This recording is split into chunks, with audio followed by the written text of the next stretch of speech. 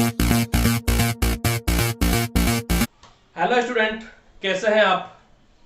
आशा करता हूं आप सभी अच्छे होंगे। चलिए आज की क्लास स्टार्ट करते हैं। आज हम आलेखीय विधि अर्थात ग्राफ जो पेपर है आपका, उस पर हमें किस तरह से हमें जो आपका समीकरण युग्म है उसको ड्रॉ करना है, वो आज की क्लास में हम सीखने वाले हैं।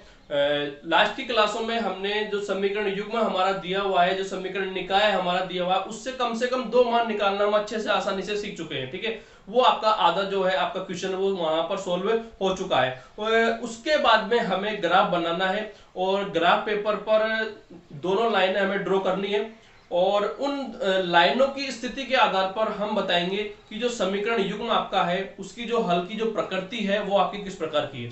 आपका अद्वितीय हल है, या आपका कोई हल नहीं है उस समीकरण युग्म का, या आपके उस समीकरण युग्म के अनेक हल आपको मिलेंगे। तो ग्राफ बनाने के बाद में हम ये तीनों चीजें, तीनों जो संभावनाएं हम यहाँ ग्राफ के माध्यम से समझेंगे और यही हमारा क्वेश्चन आता है कि आलेखीय विधि से आप इस समीकरण युग्म को हल कीजिए। ठीक है, तो चलिए सबसे पहले जो सवाल है हम यहाँ लेते हैं और इसको पूरा कंप्लीट हम यहाँ पर हल करेंगे। पहले हम मान निकालेंगे और मान निकालने के बाद में इसका रफली एक रफ के रूप में हम ग्राफ बना करके देखेंगे और फिर ग्राफ पेपर पर भी हम इसको समझने की कोशिश यहाँ पर आज की क्लास में करेंगे। तो क्लास के लास्ट तक आप बने रहिए। सबसे पहले हम हल करते हैं। पहले जो समीकरण है उसको आपका लिखा हुआ है 2x + 3y = 13 और आपका जो दूसरा समीकरण है 5x - 2y = 4। ठीक है, तो चलिए पहला समीकरण इसको हमें x के लिए हल करना है, तो हमने लिख लिया 2x = 13 - 3y।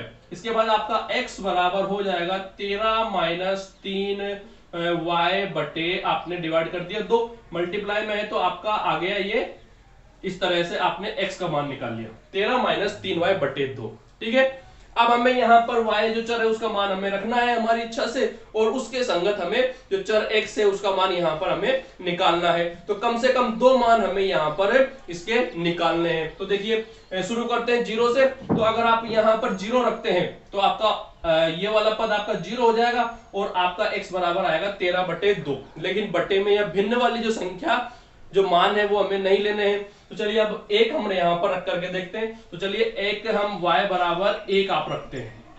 ठीक है, तो देखिए आप हल कीजिए x बराबर 13 - 3 y का मान हमने रख दिया 1 बटे आपका हो गया 2। तो x बराबर आपका आ गया 13 - 3 बटे 2। आपने इसको हल किया तो आपका हो गया 10, 13 में से 3 गए तो 10 बटे 2 और इस तरह से आपने इसको काट दिया तो आपका आ गया 5, 2 पंजे 10।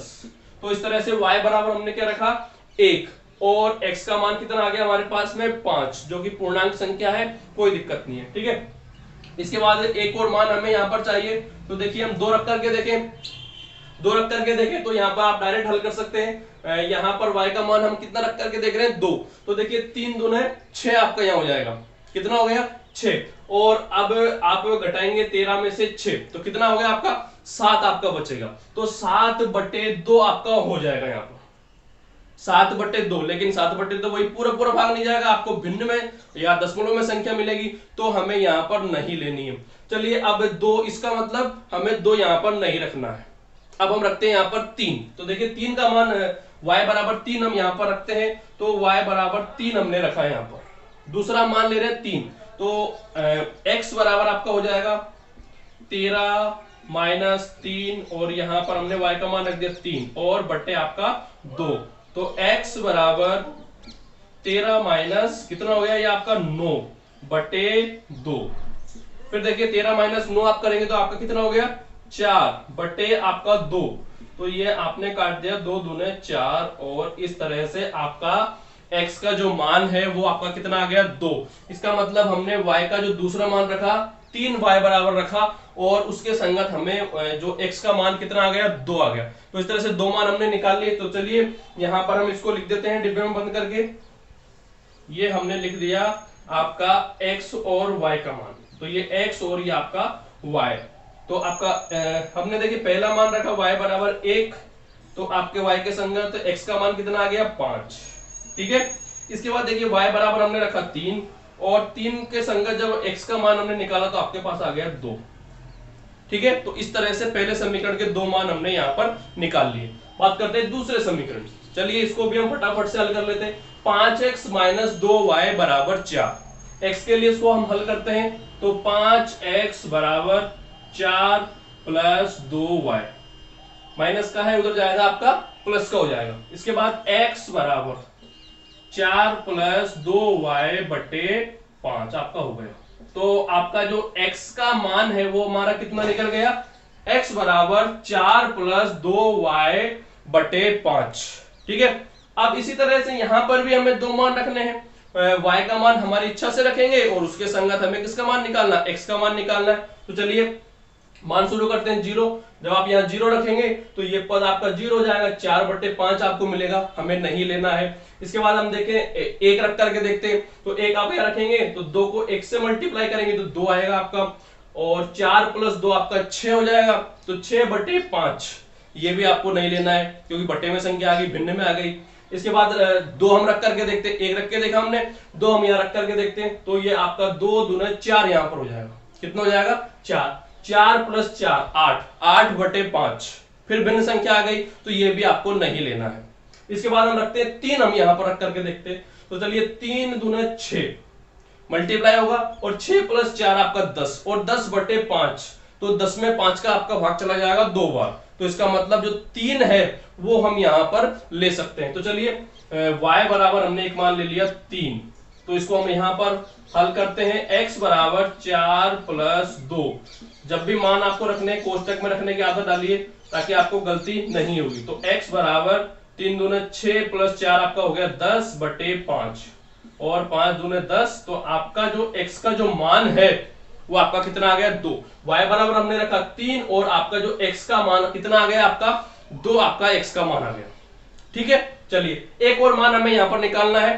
अब हम आगे बढ़ते हैं थोड़ा सा, या हम चाहे तो माइनस में भी मान रख सकते हैं, माइनस में भी हम मान रख करके देख सकते हैं, कोई दिक्कत नहीं है, आप अच्छे से सीख चुके हैं मान रखना। ठीक है, तो माइनस भी हम यहाँ पर रख सकते हैं। चलिए एक बार माइनस हम रख करके देखते हैं। -1 हम यहाँ पर रखते हैं सबसे पहले, तो देखिए -1 आप यहाँ रखेंगे तो ये हो जाएगा -2, और 4 - 2 तो 2 बटे 5 आएगा, नहीं लेना है हमें, भिन्न में आ गई, हमें नहीं लेना है। चलिए -2 हम यहाँ पर रख करके देखते हैं। -2 हमने रखा तो ये हो गया -4, और ये +4 -4 तो 0, इस तरह से 0 आपका मान आ जाएगा। तो -2 हम यहाँ पर ले सकते हैं। तो चलिए यहाँ पर रख देते हैं हम फटाफट से -2। y बराबर क्या रख के देख रहे हैं -2, तो देखिए x बराबर 4 प्लस 2, y का मान कितना रख रहे हैं हम -2, और बटे आपका 5। ठीक है, तो यहाँ पर x बराबर आपका ये हो गया 4, और ये मल्टीप्लाई किया तो आपका हो गया -4, प्लस इंटू माइनस माइनस, तो ये आपका माइनस बटे 5, तो ये आपका 4 - 4 0। तो इस तरह से आपका x का मान कितना आ गया 0, आपका x का मान आ गया। तो इस तरह से इसको भी हमने डिब्बे में आपका यहाँ पर बंद कर दिया, तो आपका क्या मान हो गया देखते हैं आप, x और y, क्योंकि x और y बराबर हमने रखा 3, और 3 के संगत आपका x का मान कितना आया 2। ठीक है, इसके बाद देखिए y बराबर हमने रखा -2, और उसके संगत x का मान कितना आ गया आपका 0 आ गया। ठीक है, तो इस तरह से हमने दोनों समीकरणों को हल करते हुए दो मान यहां पर हमने निकाल लिए। चलिए अब इन बिंदुओं से किस तरह से हमें ग्राफ बनाना है उसको भी हम यहां पर, चलिए अब हम बात करते हैं कि इन बिंदुओं को ग्राफ पेपर पर आपको किस तरह से अंकित करना है और हल किस तरह से आपको इस समीकरण युग्म का निकालना है। तो ग्राफ पेपर पर हल करने से पहले एक बार सारी जो ग्राफ से संबंधित जो बेसिक चीजें हैं और किस तरह से आपको बिंदु ग्राफ पेपर पर अंकित करना है, एक बार हम रफली यहाँ पर आपके ब्लैक बोर्ड पर इस सबको समझने की कोशिश करते हैं। तो मान लीजिए कि ये जो ब्लैक बोर्ड है आपका एक ग्राफ है, तो ग्राफ पर आपको जाने के लिए आपको यहाँ पर बनाने के लिए दो अक्षों की आवश्यकता होगी। एक्स अक्ष आपके पास होना चाहिए और वाई अक्ष आपके पास होना चाहिए। ठीक है, एक बिल्कुल समतल है और वहां पर आपका जो एक्स अक्ष और वाई अक्ष आपका होना चाहिए। तो अब एक्स अक्ष और वाई अक्ष आप बना सकते हैं बिल्कुल। आप फर्स्ट टाइम भी अगर इस क्लास को देख रहे हैं तो भी आपको सारी चीजें यहाँ पर समझ में आने वाली है। ठीक है, चलिए अब एक्स अक्ष और वाई अक्ष क्या है, मान लीजिए हम रफली दो लाइनें इस तरह से बना दे, एक बिल्कुल खड़ी लाइन बना दे और एक बिल्कुल हमें आडी लाइन बना दे, और वो एक दूसरे को काटेगी एक बिंदु पर, ठीक है। तो वही दोनों हमारे अक्ष यहां पर हो जाएंगे।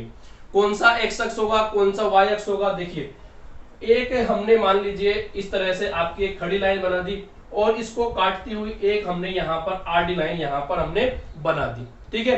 तो चलिए, ये जो आपकी आडी लाइन है वो आपकी एक्स अक्ष कहलाएगी।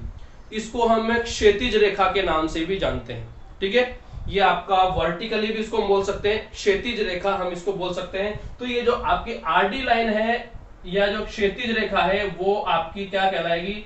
एक्स अक्ष आपकी कहलाएगी, ठीक है। आपका हो गया एक्स अक्ष।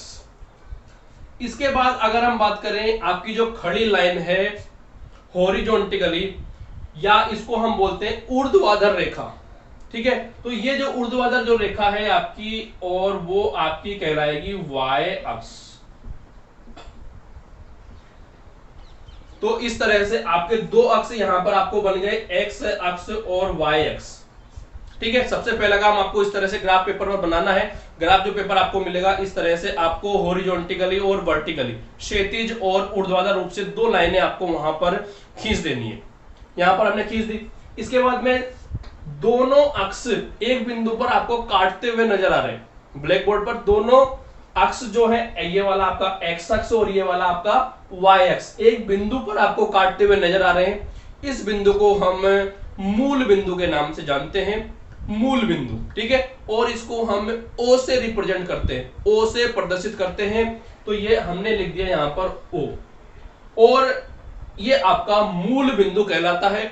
और इस मूल बिंदु के निर्देशांक, अगर हम निर्देशांक ज्यामिति में जाएंगे तो एक बिल्कुल कंप्लीट चैप्टर है आपका निर्देशांक ज्यामिति, कोऑर्डिनेट ज्योमेट्री। वहां पर हम इन निर्देशांकों के बारे में अच्छे से पढ़ने वाले हैं। अभी हाल फिलहाल आपको ध्यान रखना है कि दोनों अक्ष एक बिंदु पर आपको काटते हुए नजर आ रहे हैं, वो बिंदु आपका मूल बिंदु कहलाता है। और इस मूल बिंदु के निर्देशांक आपके क्या होते हैं? 0 0 होते हैं, ठीक है। अर्थात इस मूल बिंदु जो है इसके निर्देशांक आपको 0 0 होते हैं। x का मान भी आपका 0 और y का मान भी आपका 0 यहां पर होता है, ठीक है। चलिए आगे चलते हैं।